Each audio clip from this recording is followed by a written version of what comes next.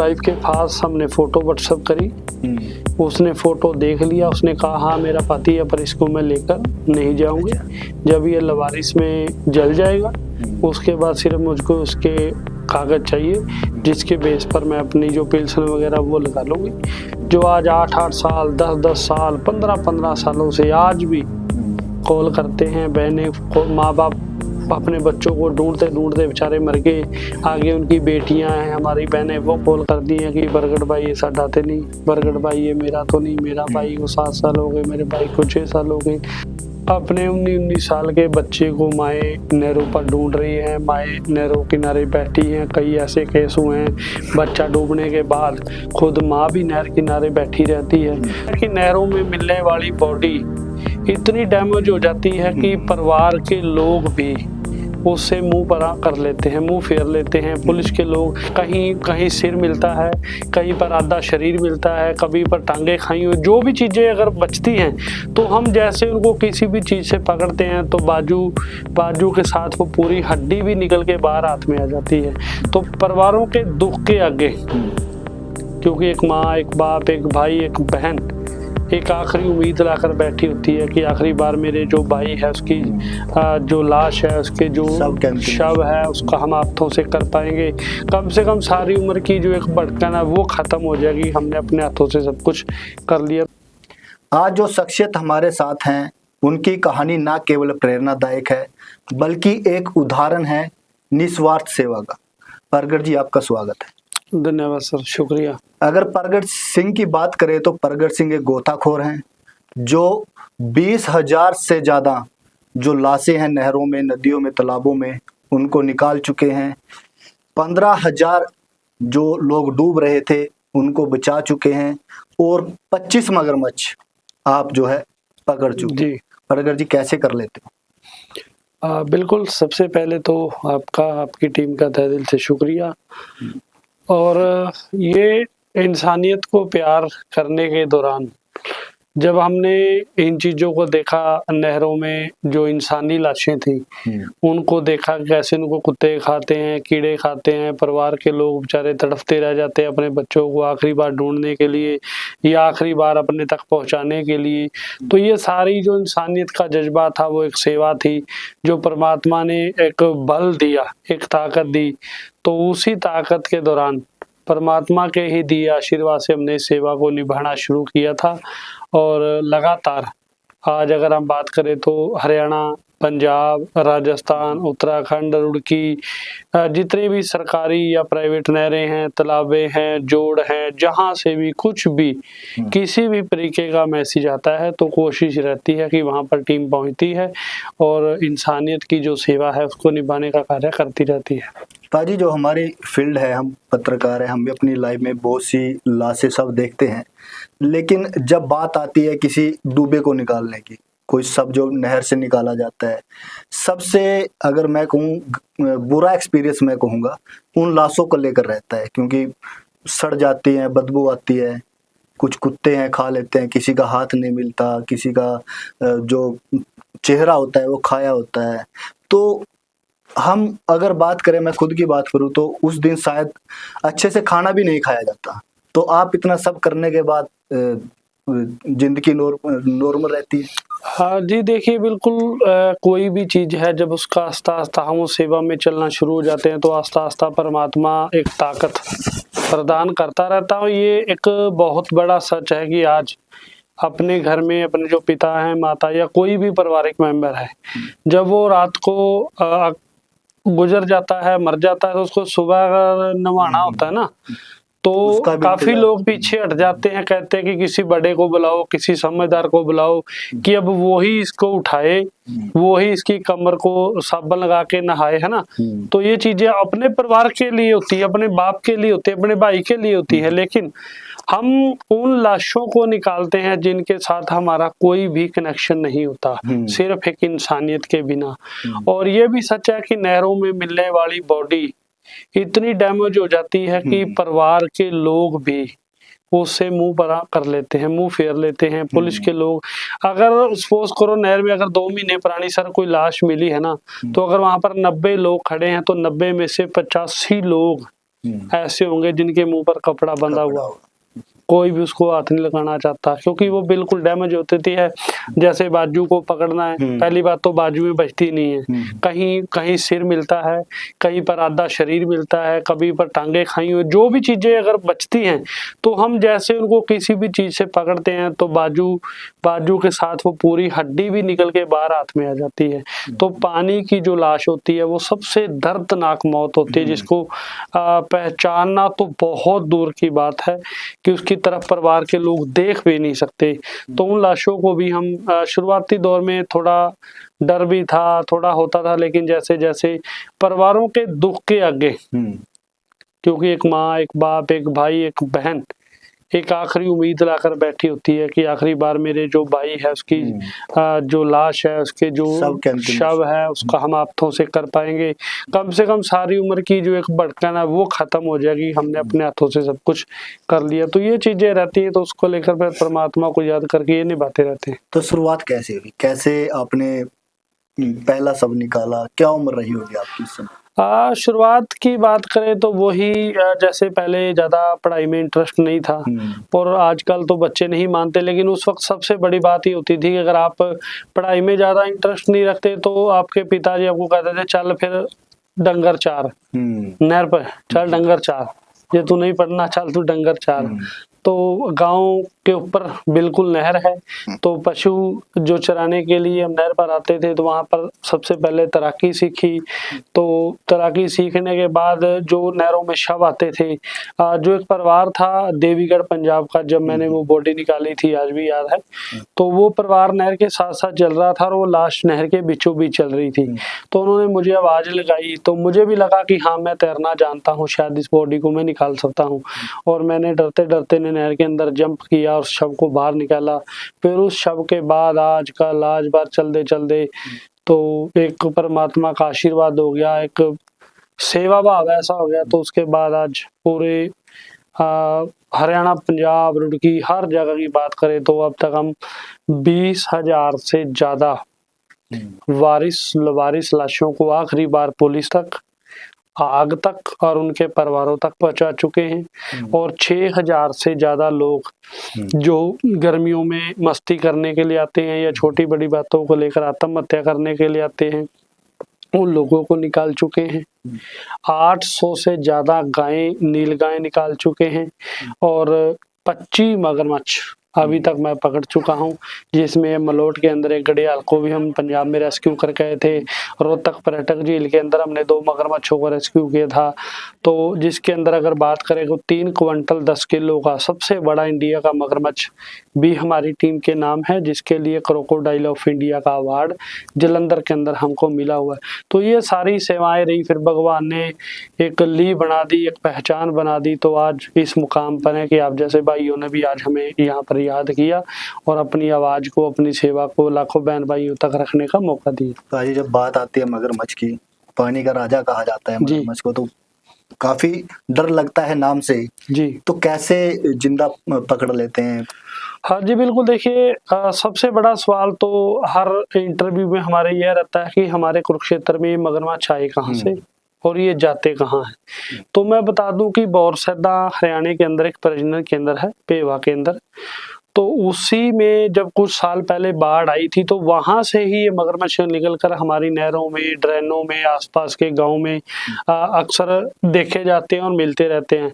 तो ये जितने भी मगरमच्छ है ये तकरीबन होते थे किसानी एरिया में, जहां पर लोगों ने ड्रेनों के अंदर अपने इंजन रखे हुए थे, उन्होंने अपनी खेती के लिए पानी लगाना होता था, तो उनको ये लगता था कि प्रगट भाई नहर के अंदर काम करता है, ये तैरना जानता है, शायद ये मगरमच्छ को रेस्क्यू कर सकता है ना।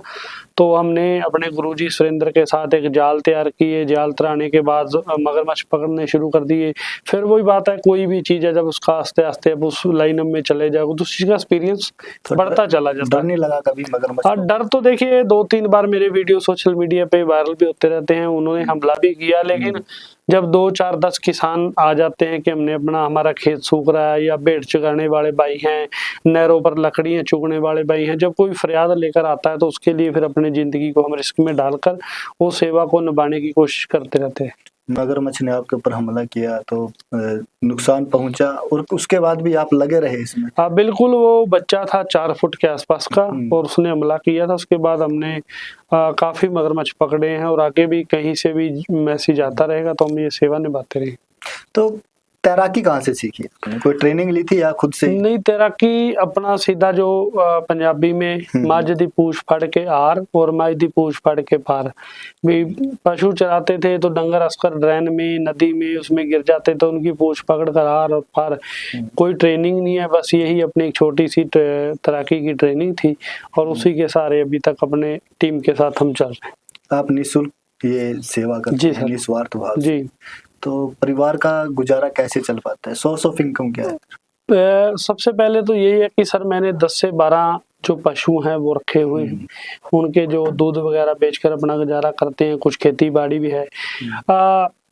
शुरुआती दौर में काफी मुश्किलें रही हैं, काफी कठिनाई भी आई, सेवा को छोड़ने तक का भी हमें छोड़ना भी पड़ा और छोड़ भी दिया था। लेकिन उसके बाद कुछ चैनलों के माध्यम से, कुछ इंटरव्यूज के माध्यम से हमारी सेवा को दोबारा उजागर किया गया। तो आज जो काफी बहन भाई हैं, कुरुक्षेत्र हो, करनाल हो, पूरा हरियाणा हो, पंजाब हो, ऑस्ट्रेलिया हो, अमेरिका हो, कनाडा से आज लाखों बहन भाई हमारे साथ जुड़े हुए हैं। जो हमारी जरूरत की चीजें रहती हैं वो लोग भी मुहैया कराते रहते हैं और परिवार का गुजारा भी। जैसे राधा किशन हॉस्पिटल है कुरुक्षेत्र के अंदर, तो उन्होंने मेरे पूरे परिवार का जो ट्रीटमेंट है बिल्कुल फ्री किया हुआ है। जेडी होटल है कुरुक्षेत्र की ही बात करें तो उसमें मेरे पूरे परिवार का खाना जो बिल्कुल फ्री किया हुआ है। बिट्टू इलेक्ट्रिशियन है दिल्ली वाले, जो यहाँ पर छोले भटूरे फेमस है, उन्होंने मैं जब भी परिवार के साथ जाऊं मेरा खाना फ्री किया हुआ है। तो करनाल के अंदर गुरु कृपा हॉस्पिटल है रोड भाइयों का, वहां पर मेरा ट्रीटमेंट बिल्कुल फ्री है। शाहबाद बराड़ा का एक लबाना सिख परिवार है, वो मेरी बेटियों का पढ़ाई का खर्चा सीधा वहां पर डाल रहे हैं। निष्काम सेवा सोसाइटी है अम्बाला के अंदर, वो मेरे जो घर का खर्चा वगैरह होता है वो डाल रहे हैं। उसके बिना और भी कई ऐसी चीजें, ऐसे शख्स हैं, भगवान सभी को सुरक्षित रखे, लंबी आयु करे, जो सेवा में अपनी आहुति डाल रहे हैं और मेरे को सपोर्ट करे। और यही कहते हैं कि पाजी कोई भी धर्म हो, कोई भी शहर हो, कोई भी गांव हो, आप इसी तरह ये इंसानियत की सेवा निभाते रहें, हम आपके साथ हैं। तो पाजी जब कुछ निकलता नहीं, सोर्स ऑफ इनकम नहीं है आपका, तो परिवार वाले कभी कुछ कहते नहीं कि अब पहले काफी था। देखो ये एक बहुत बड़ा सच है कि अगर आप भी इस लाइनअप में हैं, आप 10 दिन कर खाली जाओगे तो 12वें दिन आपका परिवार आपसे ये सवाल करेगा, भाई अगर 10 दिन से तू जैसे जा रहा है वैसे आ रहा है तो ये काम छोड़ दे। तो मेरे ऊपर भी सवाल थे, काफी घर में क्लेश भी रहा, छोड़ भी दिया। पर उसके बाद जब देश विदेश से बहन भाई जुड़ना शुरू हुए, उन्होंने सहयोग किया तो एक पहचान मिली, सबसे बड़ी एक पहचान है। आज भगवान की दया से पूरे देश के अंदर या पूरे वर्ल्ड के अंदर मैं बात करूं तो सेवा को बहुत बड़ी पहचान मिली है। हम अक्सर हमारे टूर्नामेंट में हम जाते रहते हैं, मैं किसी खंड पाठ साहब के भोग में जाऊं, किसी पैलेस के अंदर जाऊं, किसी सरकारी हॉस्पिटल में जाऊं, थाने में जाऊं, कहीं भी जाऊं, एक बहुत बड़ी पहचान मिली हुई है। और सभी लोग फिर सेवा को इज्जत देते हैं। जब लोग सेवा को इज्जत देते हैं, मान सम्मान करते हैं, तो ऑटोमेटिक जो अंदर का हौसला है, वो ताकत है, वो बढ़ना शुरू हो जाती है। तो फिर आदमी उस लाइनअप में उस काम को और अच्छे से करने की कोशिश जरूर करता रहता है। तो इज्जत कमाइए। जी सर, बिल्कुल। तो एक समय जब शुरुआत की आपने, परिवार वाले आपने कहा कि बोलते थे, लेकिन अब जब परिवार को पता चलता है तो फिर कैसा फील करते हैं, क्या बोलते हैं? बिल्कुल, आज तकरीबन ऐसे फंक्शन होते हैं, मंच होते हैं जहां पर मैं अपनी माता को, अपनी वाइफ को, अपने बच्चों को साथ लेकर जाता हूं। बड़े ऐसे मंच होते हैं जहां पर मैं अपने साथियों को, अपनी टीम को भी लेकर जाता हूं। तो अब परसों चौथे ही एक पेवा से लबाना सिख परिवार था, जर्मन से आया हुआ था, अमेरिका से कुछ लोग आए हुए थे। तो अब जब लोग घर आते हैं, वो सेवा को सम्मान भी करते हैं, सहयोग भी करते हैं, साथ भी देते हैं। कुरुक्षेत्र के अंदर एक पेट्रोल पंप है, चंदी सिंह शायद, अभी मैंने एक नवा घर बनाया था, तो उन्होंने 85,000 से ज्यादा की सेवा, जो बिजली का काम था, कोठी का, वो फ्री कॉस्ट दिया। तो जब अब समाज आगे आता है, पहचान बनी है, इज्जत करते, तो अब परिवार खुश है और वो ये कहता है कि आप ये सेवा करते रहो, हम आपके साथ। मैं जान सकता हूँ परिवार में कौन कौन है? बिल्कुल सर, 4 बेटियां हैं, माता हैं और पिताजी कुछ समय पहले गुजर चुके हैं, बाकी भाई हैं, बाकी सारा परिवार है सर। तो सबसे मैं कहूँगा इमोशनल एक्सपीरियंस आपका कब रहा, जब आप किसी शव को निकालो, सबसे इमोशनल रहा हो, सब जो आप आज तक याद करते हो? देखिए, वैसे तो सारी लाइनअप ही हमारी दर्दनाक है, सारी लाइनअप में दर्द है। यहाँ पर अपने 19-19 साल के बच्चे को माए नहरों पर ढूंढ रही है, माए नहरों किनारे बैठी हैं। कई ऐसे केस हुए हैं, बच्चा डूबने के बाद खुद माँ भी नहर किनारे बैठी रहती है। तो बड़ा दर्द है हमारी लाइनअप में। अक्सर 18-18 साल के बच्चों के शव मिलते रहते हैं। कोई ऐसा दिन नहीं जिस दिन हमारे को यहाँ पर लाशें नहीं मिल रही। तो सारी लाइनअप ही हमारी दर्दनाक रहती है और बड़े ऐसे केस हैं जो दर्दनाक भी है। जो केस भी अभी कुछ दिन पहले कुरुक्षेत्र के अंदर ही एक प्रवासी मजदूर ने अपनी 7 साल की बेटी को नहर में फेंक दिया था। तो वो नहर पर माँ हमारे साथ 2-3 बेचारी हमारे साथ 2-3 दिन तक जुड़ी रही। उस बच्ची को निकाला, जब उस बच्ची को निकाला गया तो माँ बेहोश हो गई। तो ऐसी बड़े चीजें हैं जो हर दिन एक दर्द दिखाती हैं, हर दिन एक परिवार के अंदर में छुपा हुआ दर्द को लेकर बाहर आती हैं। तो ये पूरी लाइनअप ही हमारी दर्दनाक रहती है सर। जब आप शव निकालते हो, परिजनों को सौंपते हो, तो क्या रिएक्शन होता है? क्योंकि दुखद घड़ी होती है, फिर भी क्या रिएक्शन होता है परिवार का? रिएक्शन जैसे हम बात करें कि सपोज करो रात किसी ने पंजाब से नहर के अंदर जंप कर लिया, तो वो 14, 15, 16, 18 साल का बच्चा है। हमारे पास कुरुक्षेत्र से, करनाल से एक मैसेज आता है, हम जाते हैं, उस बॉडी को निकालते हैं, परिवार तक पहुंचाते हैं। तो उस परिवार का जो रिएक्शन यही रहता है कि शायद अगर आप ना होते, आप इस हमारे बच्चे को आखिरी बार ना पहुंचाते, ना निकालते, इसको कुत्ते कीड़े खा जाते और हम सारी उम्र शायद तड़फते ही मर जाते। लेकिन अब कम से कम हमें ये यकीन हो गया कि भगवान ने जो भी हमारे साथ किया था, आखिरी बार अपने बेटे को, अपने भाई को, अपने बच्चे को हमने आंखों से देख लिया। उसी के धर्म के अनुसार उसकी जो आत्मिक शांति है, उसका पाठ भोग वगैरह किया जाता है। तो परिवार तकरीबन दिल से ही जुड़ते हैं और आखिरी बार हम भी कोशिश करते हैं, क्योंकि मेरा ये शुरू से ये मेरा जज्बा रहा है कि ये नहीं कि मेरे पास फॉर्च्यूनर कार में आया है, अगर मेरे पास कुछ साइकिल पर भी चल के आया है तो मैं उसके साथ भी खड़ा हूँ। अगर कोई कार में है तो उसके साथ भी खड़ा। अगर कोई ऐसा गरीब परिवार भी है जो नहर पर आने तक का उसके पास ब्योंत नहीं है, तो उनको भी मैं कह देता हूँ कि आप अपनी फोटो व्हाट्सएप करें, आपके बच्चे को ढूंढने का कार्य मैं करूंगा। जहां भी मिलेगा, जैसे भी मिलेगा, हम आपके साथ रहेंगे और हम उनकी मदद करते रहते हैं। आप इतनी लाशें निकाल चुके हैं, हजारों के हिसाब से लोगों की जिंदगी बचा चुके हैं, कभी कोई मिलने भी आया, खुद से मिलने आया, कोई परिवार का मिलने आया? हाँ जी बिल्कुल, अक्सर लोग मिलते रहते हैं, बाहर से भी लोग आते हैं। कई ऐसे भी लोग हैं जिनको हमने निकाला है, वो जिंदा हैं, वो भी मिलने के लिए आते रहते हैं। कोई जैसे जिनका वो गुजर चुका था, तो गुजरने के बाद वो भी लोग घर आते हैं। तो काफी लोग मिलते जुलते रहते हैं सर। तो ऐसा भी होता है कि कोई लाश मिली हो, उसे कोई लेने ना आया हो? बिल्कुल सर, पंजाब पटियाला की बात थी, हमने एक शव को निकाला था। उसकी वाइफ के पास हमने फोटो व्हाट्सएप करी, उसने फोटो देख लिया, उसने कहा हाँ मेरा पति है, पर इसको मैं लेकर नहीं जाऊंगी। जब ये लवारिस में जल जाएगा उसके बाद सिर्फ मुझको उसके कागज चाहिए, जिसके बेस पर मैं अपनी जो पेंशन वगैरह वो लगा लूंगी।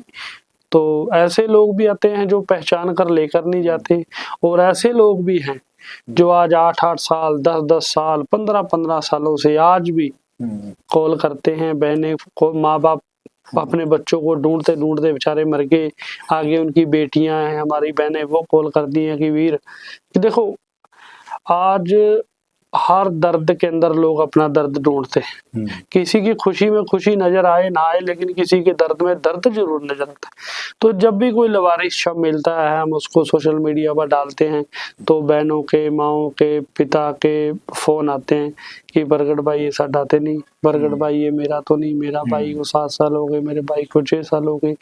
तो ऐसे कॉल बहुत आते हैं सर। आस बन चुके हैं आप। जी बिल्कुल सर, इसीलिए हमने अभी नवी फाउंडेशन बनाया है और उसका नाम भी हमने आखिरी उम्मीद फाउंडेशन रखा है।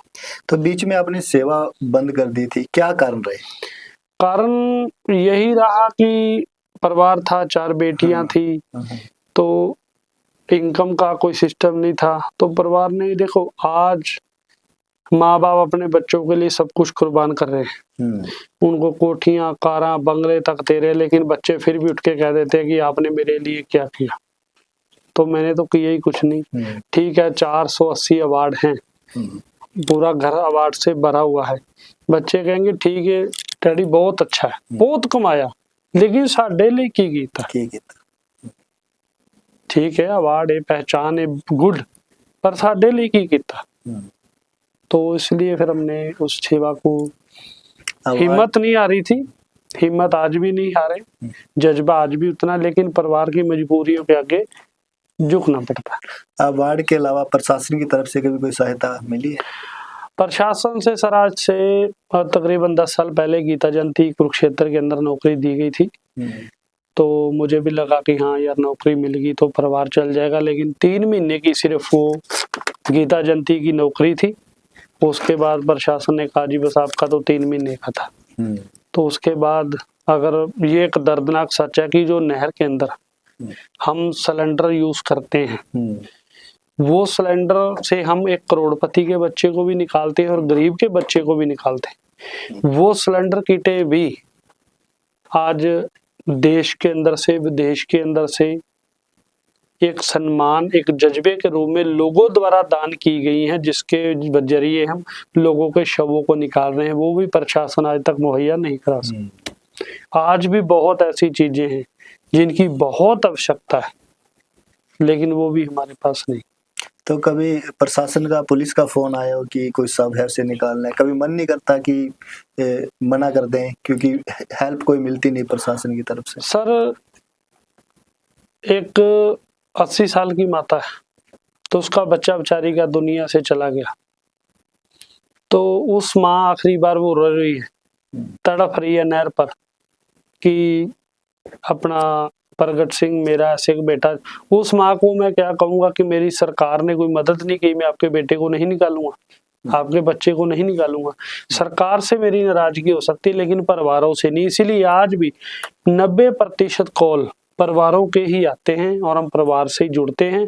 हालांकि प्रशासन को भी मर्डर केस हो, नहर से को कारें कटवानी हो, बाइक्स निकालनी हो, असला निकालना हो, प्रशासन प्रगट सिंह ये है कि मैं हर महकमे के साथ आज भी खड़ा हूँ। जब भी कोई भी जहां से भी याद करता है मैं वहां पर पहुंचता हूँ और सेवा से हो करता रहता हूँ। जी ये जो लाशें मिलती हैं, ये क्या लगता है, मर्डर केस होते हैं ज्यादा या फिर आत्महत्या के केस रहते हैं ज्यादा? 80% सुसाइड है, 20% मर्डर हो रहे हैं, और पिछले 10 साल से इनका ग्राफ बहुत ज्यादा बढ़ चुका है, इसमें कोई दो राय नहीं। ये सच है कि आज से 12, 13, 14 साल पहले जब नहर किनारे किसी 22, 23, 24 साल के बच्चे की कोई एक्टिविटी मिलती थी, मोबाइल मिलता था, कार मिलती थी, बाइक मिलती थी, तो हम कह देते थे कि भगवान ने चाहा तो आपका बच्चा जिंदा है और वो मिल जाएगा, और मिलता था। लेकिन आज बर्दाश्त अंदर से इतनी खत्म हो चुकी है कि 12 साल से लेके 82 साल तक अगर कोई ये कह के घर से निकल गया कि मैंने मरना है, तो वो भाई साहब मरा है, वो वापस नहीं मुड़ा। इतनी बर्दाश्त अंदर से खत्म हो चुकी। तो क्या कारण नजर आते हैं आपको? अगर असली वजह हम देखें तो मौत की कोई ऐसी वजह नहीं है, लेकिन अंदर से एक बर्दाश्त खत्म हो चुकी है। क्योंकि देखो आज मैं पीछे 5 केस लगातार किए थे जिसमें 16-18 साल के बच्चे थे। एक समालाबाद कुरुक्षेत्र का बच्चा था, वो स्कूल में नहीं गया, उसके पिता ने स्कूल में जाके इसको डांट दिया, तो उसने आन के नहर में आत्महत्या कर ली। एक लड़का था, उसकी वाइफ उसके साथ लड़के घर गई, परिवार के लोग उसको लेने गए, वो परिवार के साथ नहीं आई, उसने आत्महत्या कर ली। तो मेरे हिसाब से तो ऐसी छोटी छोटी बातें हैं जिनका हल जिंदा रहकर किया जा सकता है, परिवार के अंदर बैठ के किया जा सकता है। उन चीजों को भी लोगों को लेकर आत्महत्या करते आ रहे हैं। पापा कुछ बहुत सी महिलाओं के सब मिलते हैं, शरीर पर कपड़े भी नहीं होते, तो ऐसे केस को कैसे देखा जाए, क्या कारण रहते होंगे उनके? अक्सर जो लेडीज बॉडीज है नहर के अंदर मिलती रहती हैं और नहर के अंदर इतना कबाड़ है, तारे हैं, दरख्त हैं, पेड़ हैं, सबसे पहले तो उनके कपड़े बेचारियों के पट जाते हैं। और आज तक मैं 130 से ज्यादा ऐसे लेडीज शव हैं जिनको अपनी पग अपने परने से ढक चुका। परिवार के आने से पहले उनकी इज्जत रखने का काम किया है, उसके बाद परिवारों तक हमने वो पहुंचाने का कार्य भी किया है। कितनी पग कहा आपने? 130 पग जी। पग सिख के लिए मान होता है, सम्मान होता है, तो आप उसे महिला उसी असली जो किरदार है सिक्खी का, असली जो किरदार है पग का, वो यही है कि ये पग जिंदा के साथ नहीं, हम मरे हुए की इज्जत ढकने का कार्य कर सकते। तो आंकड़ा क्या रहता है, दिन में कितने फोन आ जाते होंगे आपके पास? दिन में आज जो माहौल चल रहा है पूरे हरियाणा पंजाब की बात करें तो 10 से 12 फोन नहरों के नॉर्मल आते रहते हैं और हफ्ते के अंदर 1, 2, 3 शव नॉर्मल, सिर्फ अगर हम बात करें अंबाला से करनाल तक के दायरे की, इसके अंदर मिलते रहते हैं। अदरवाइज जो नहरें हैं अलग अलग जगह डाइवर्स बैठे हुए हैं, वो सारी चीजें अलग। बर्दाश्त खत्म हो गई बस। कोई भी है तूने ये कैसे कह दिया, तूने ये कैसे कह दिया जी, बस। कोई केस ऐसा हो जिसकी कहानी आप सुनाना चाहेंगे? बिल्कुल, बड़े ऐसे केस हैं जो अपने आप में सदा यादगार बन जाते हैं। जैसे अभी 7 साल की बेटी को नहर में फेंक दिया गया था, तो परिवार के अंदर कोई भी लड़ाई झगड़ा है। अभी जींद के अंदर 1.5 साल के बच्चे को उसकी माँ ने नहर के अंदर फेंक दिया था। करनाल के अंदर बात करें तो अपने माँ बाप को पहले ड्रिल मशीन से उनके अंदर सुराख किए गए, तलवारों से काटा गया, उसके बाद नहर के अंदर फेंका गया। तो बड़े ऐसे केस हैं जो दर्दनाक है। और एक केस के बाद करनाल के अंदर एक पिता ने अपने 3 बच्चों को जिंदा नहर में फेंक दिया था। पानीपत के अंदर माँ अपने 2 बच्चों को लेकर कूद गई थी। तो यहाँ पर कुरुक्षेत्र में भी जैसे अभी गर्मियां शुरू हो चुकी हैं, स्कूल के कॉलेजों के बच्चे हैं 12-12 साल के, 24-24 साल के, नहरों पर जाना, मस्ती करनी, वहां पर डूब जाना।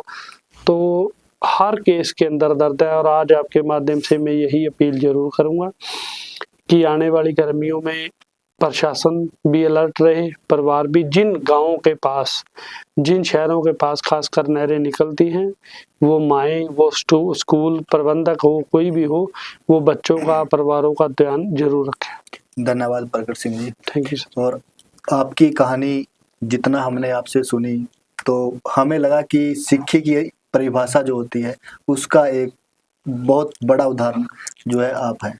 तो निस्वार्थ सेवा आप कर रहे हैं। तो ये थे हमारे साथ प्रकट सिंह जी, जो पिछले करीब 25 वर्षों से बिना किसी शुल्क के निस्वार्थ सेवा कर रहे हैं। नदियों में, नहरों में, तालाबों में जो लोग डूब जाते हैं उनके सब निकालने का काम करते हैं। जिंदा भी बचाने की कोशिश इनकी रहती है अगर समय से पता चले। तो प्रकट सिंह जी, एक बार फिर आपका बहुत बहुत शुक्रिया सर, आपकी टीम का आपका बहुत बहुत दिल से शुक्रिया। और मैं आखिरी अपील आज के जो युवा नौजवान से यही करूँगा कि प्लीज़, आत्महत्या से जिंदगी का कोई भी समाधान नहीं है। जिंदगी का नाम है जीना, जिंदगी का नाम है संघर्ष करना, जिंदगी का नाम है लड़ना। सो जिंदा रहें, परिवार के पास रहें और सुरक्षित रहें। जी, धन्यवाद। Thank you sir.